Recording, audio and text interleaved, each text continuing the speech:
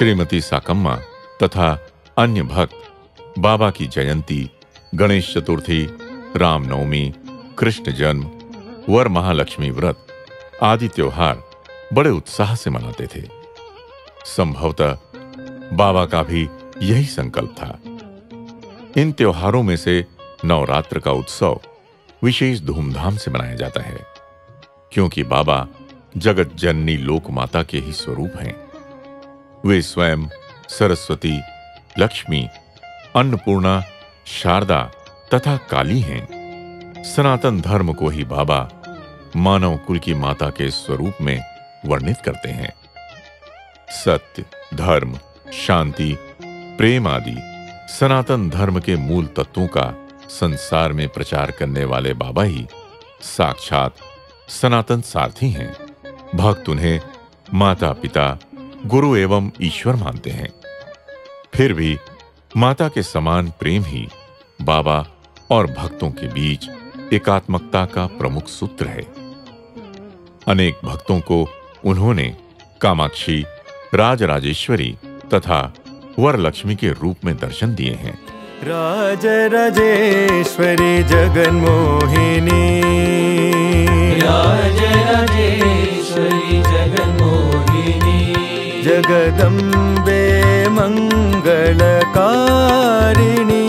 जगदम्बे मंगलकारिणी, साई राजराजेश्वरी जगन्मोहिनी, साई राजराजेश्वरी जगन्मोहिनी। एक भक्त बाबा को शिव शक्ति मानकर ही पूजा करते आए हैं। बाबा की दृष्टि में सब भक्त बच्चों के समान हैं। छोटे बच्चों को देखकर वे माता के समान वात्सल्य दिखाते। बच्चों को मनाने और उनको अपनी ओर आकर्षित करने की बाबा 10-12 युक्तियां जानते।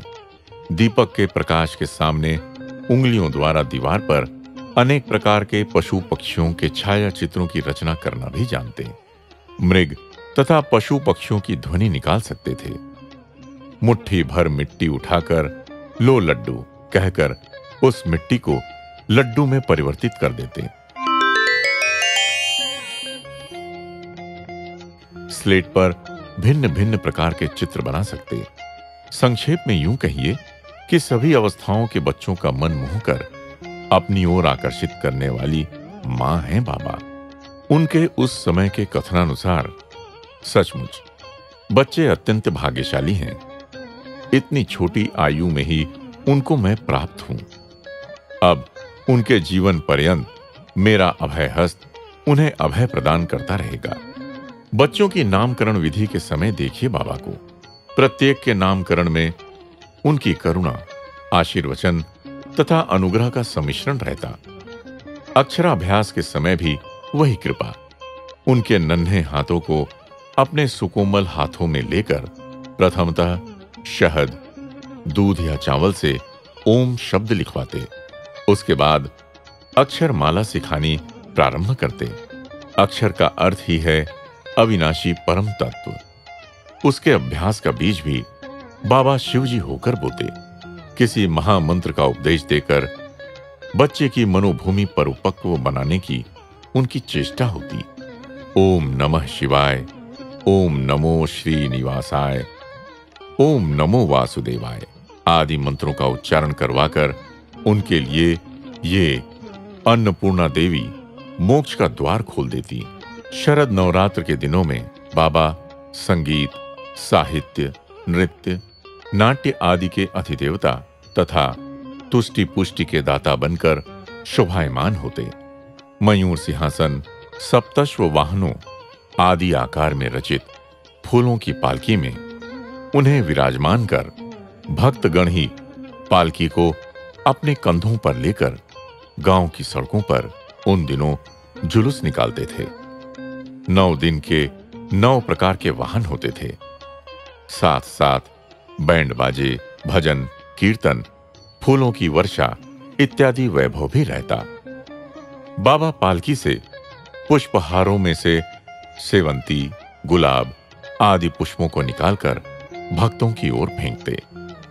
वही पुष्प ध्वनि कर सिक्का या पत्री जिसमें बाबा के चित्र अंकित होते बनकर नीचे गिरते।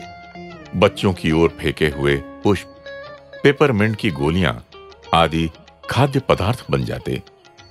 इस प्रकार धन वृष्टि मधुर वृष्टि के अतिरिक्त उस जन यात्रा में भक्तगण और भी कई एक अद्भुत घटना देखते। कभी कभी अचानक बाबा के भाल प्रदेश पर विभूति दिखती। वह विभूति गालों पर से झरती हुई वस्त्रों पर भी गिरती। देखते देखते उस विभूति राशि के बीच भाल प्रदेश पर कुमकुम की गोल बिंदी बन जाती और गालों पर भी कुमकुम दिखाई देता। जबकि वे चलना भी नहीं सीखे थे।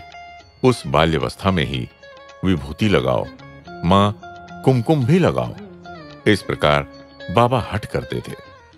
उसी बाल हठ का अर्थ बाबा के भक्त समूह को अब स्पष्ट होता है। शिव शक्ति स्वरूप का प्रतीक था वह बाल हठ, जिसका अब प्रत्यक्ष प्रकटीकरण हो रहा था। जय साईं राम।